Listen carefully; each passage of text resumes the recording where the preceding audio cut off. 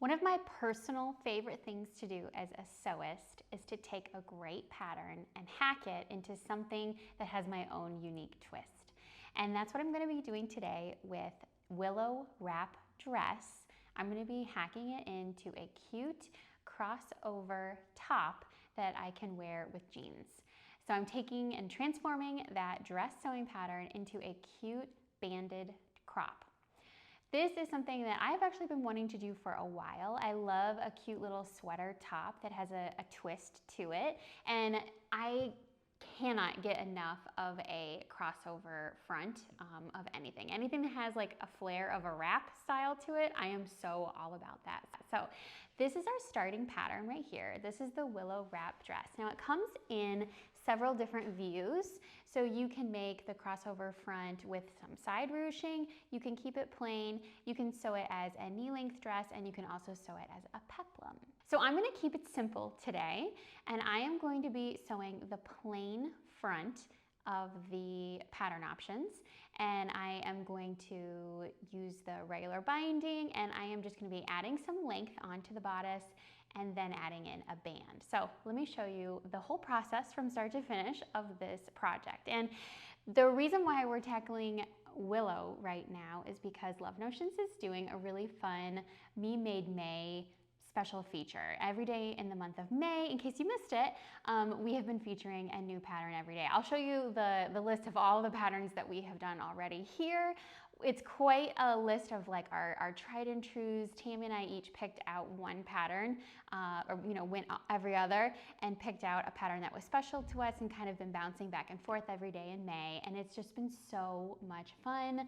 People who have previously sewn these patterns are sharing those makes. So keep an eye out for our Me Made May trunk show and check back every day in May. And actually today, Willow is for just 24 hours, our feature pattern, so you can get it for $5, which is an incredible price for this pattern. I call this pattern, the dress version of it, I call my Feel Like a Million Bucks dress. Just, what can I say, like that crossover, just gorgeous. Like that wrap style, like the faux wrap style. It's like easy, doesn't take a ton of fabric, but still looks incredible.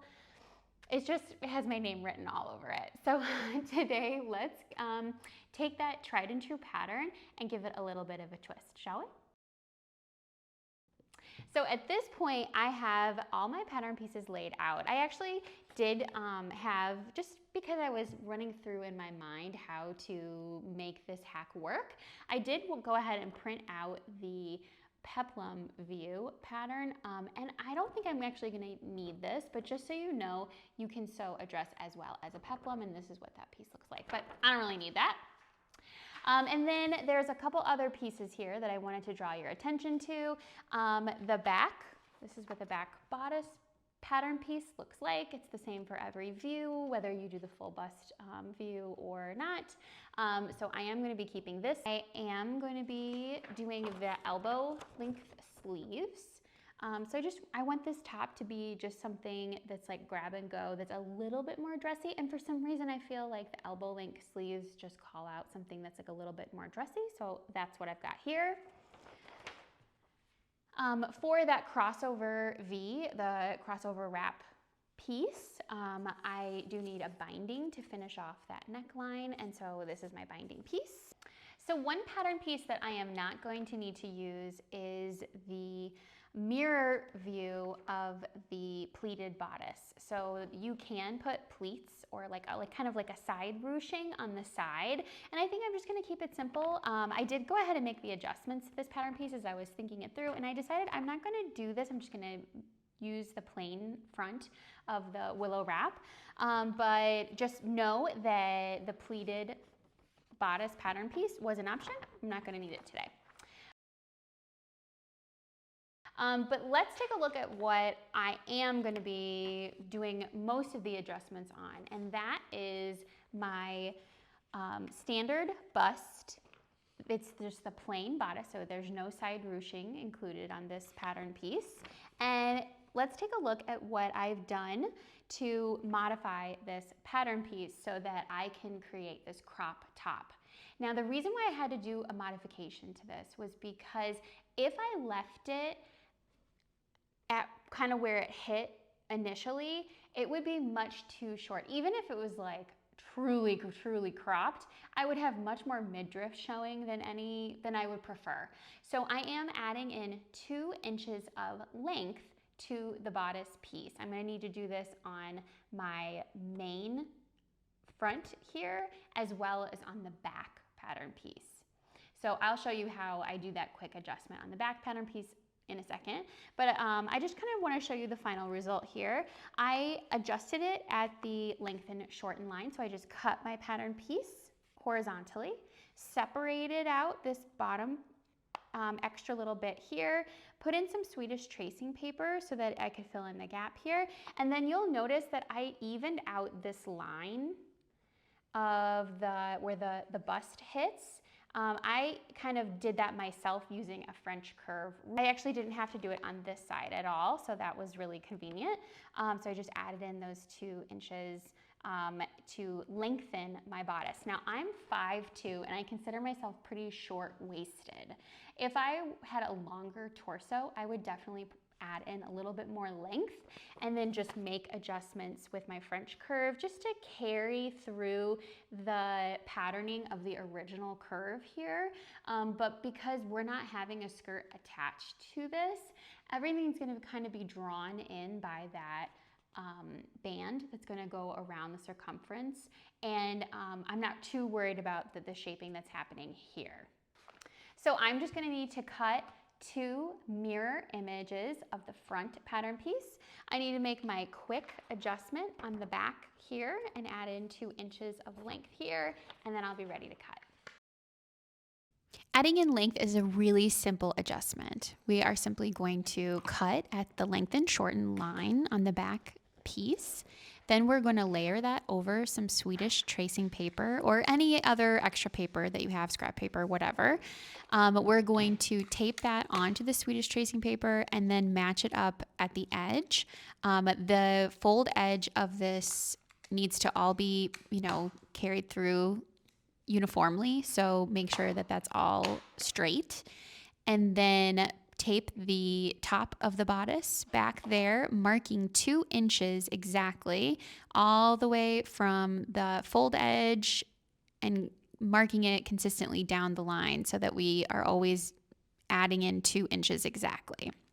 Then we're going to take our bodice piece and layer it up against that line and tape it down.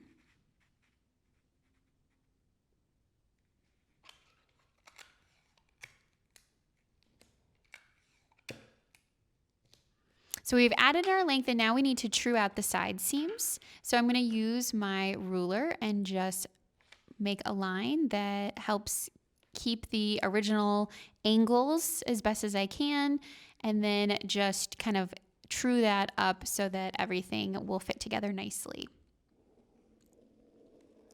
Then after I make that line, I can use my rotary cutter to cut off the excess Swedish tracing paper, and I have my modified pattern piece all ready to go.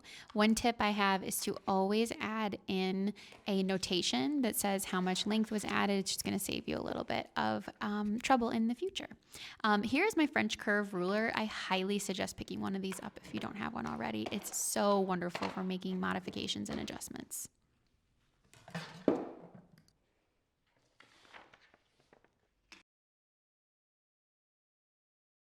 Now let's go ahead and lay out our pattern pieces so that we can cut this out. One of the things that is great about this pattern when you're not sewing the dress version is that it is so easy on the fabric. It's very economical as far as fabric consumption when we approach it this way. So we just a few pattern pieces here, and I am going to have to draft a hemband, so I'm keeping that in mind, but I know that the pattern for the peplum version, it's like 1 3/8 yard. So I think we will be able to do this very, very easily with just a little bit of fabric. My fabric is this really cute, nice, soft rib knit. I believe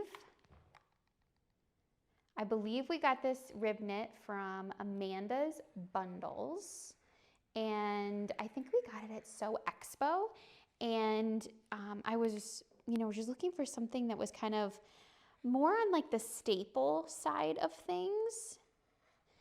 It's so soft. I think it might be a bamboo. So as I'm putting these bands on, I might have to play around a little bit with how that works out, because sometimes when the fabric stretches overly and doesn't bounce back enough, you kind of need to make your bands a little bit shorter to accommodate that. I know we say all the time, the fabric that you choose matters so much, and it can make such a difference in your overall final piece. Just it could look completely different depending on what kind of fabric you chose. Like if I were to make this in like a cotton spandex, like a heavier weight cotton spandex, completely different result at the end than with this really lightweight, drapey, soft rib knit. So just always something to keep in mind as you are making up and hacking patterns especially. What is your fabric going to want to do? All right, let me get these out of the way. I'm gonna go ahead and get the rest of this cut out. I'm gonna start sewing exactly according to the pattern directions up until that band, and then I'll come back to you. Doing a mid-sew fit check is essential for hacks like this. So right now I have tried on the basics of the patterns here, the bodice and the sleeves and everything put together besides that final hemband. I'm looking at the length of my sleeves. I'm thinking I'm probably going to hem those a little bit higher than normal just to give I have pretty short arms, so that is a pretty normal adjustment for me. And I'm so happy with how this has turned out so far. And I'm just envisioning in my head, how much length do I need to add for that hemband? About what length do I think would look good on me? And I have to think about what length do I want to come to, and that doesn't always equate to exactly the length of the fabric cut because there is negative ease. So things kind of draw up a little bit more. I am very proud of the binding on this neckline. It is so beautiful. Really love the way that this is turning out. So I had to take a minute to admire that. So let's talk about drafting that hemband. And so in order to figure out my hemband depth and width, I'm going to find the circumference of the bodice. So I am just going to double the front and back measurements, and that is for me 32 inches. Now to make the hembands, I could make a hemband that is 80%, 85% or 90% of the width of that 32-inch circumference. I'm sewing a size medium, and I decided to go ahead and mock up 3 different versions, and I'll show you how those turned out.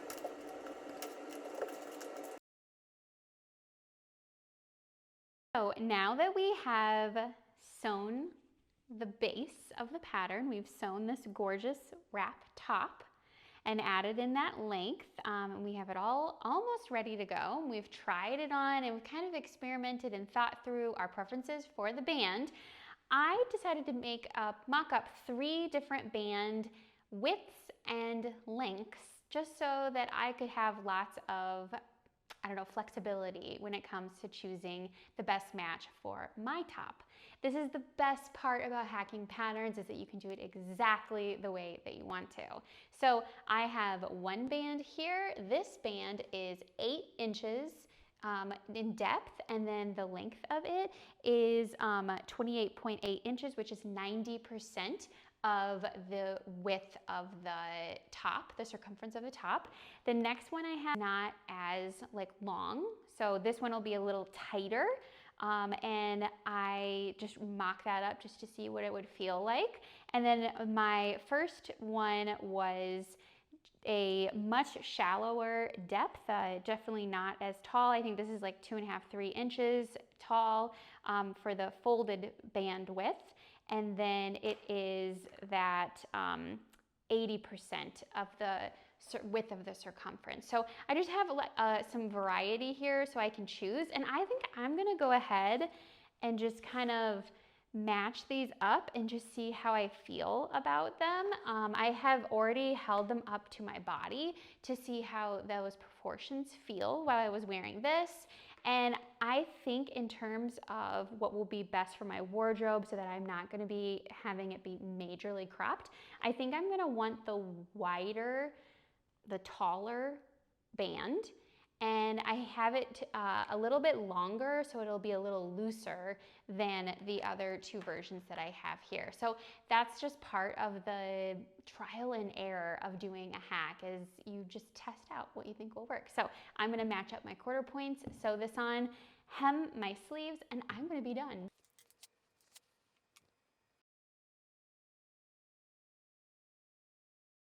And here are the final results. Here is my slightly modified, hacked Willow Wrap top. I just love it. I'm so happy with how this turned out. You can get the Willow Wrap top and dress pattern for just $5 today only, but remember that every single day in May, we are having a new pattern of the day with a daily deal of $5. I thought somebody had on our Facebook page, they had posted a visual of all of their Love Notions makes in like this grid. And so I thought might be fun to make my own grid. So here are all of my personal makes of the pattern of the day in May, and I'll keep adding to this and let you kind of see how it turns out. I also put in a visual so you could see what patterns we've covered already so that you can keep track and see if your preferred pattern is going to be coming up soon. Make sure in the comments you tell me what you want to be the pattern of the day coming up soon, and just check back every single day in May. And also, just a little bit of a heads up that we've got some incredible, fun, new patterns headed your way in June, and can't wait to get started on showing those off to you. And we also are going to be doing a new setup for our Feature Fridays. So stay tuned for all of the Love Notions goodness, all of the sewing support that you need, and lots of sewing inspiration. So see you back here in a few days, and happy sewing.